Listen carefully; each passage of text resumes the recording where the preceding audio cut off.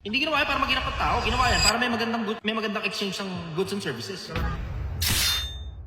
Konsepto ng pera. Sa tingin mo, binild ba siya para maghirap yung mahihirap? Hindi. Yumaman ng Binild yan kasi there was a time in the past barter system.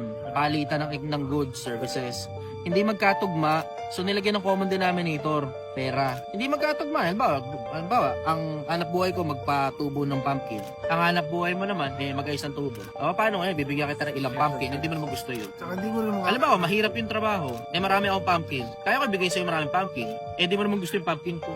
Paano ngayon? Hindi ngayon magtutugma tayong dalawa. Tsaka kung hindi mo naman kailangan ng tubo. Oo. Di ba? Lagyan ko common denominator ngayon. Lahat yan for pera na lang. You can exchange it for goods and services. Hindi ginawa yan para maghirap ang tao. Ginawa yan para may magandang exchange ng goods and services. Pero ng balance. Nagtutugma yung mga value ng bawat isa. Common sense. Doon sa mga mahilig sa mga conspiracy theory. Ginawa ka para maghirap ang mga tao. Putang ina, paano mapapaliwanag sa akin yung mga mayayaman? Kung ginawa pala yan para maghirap ang mga tao, paano mapapaliwanag sa akin yung mga mayayaman? Yung deka sila nagko-control. Talaga ba? Yung may-ari ng panaderia, dumami yung panaderia, siya nagko-control sa mundo?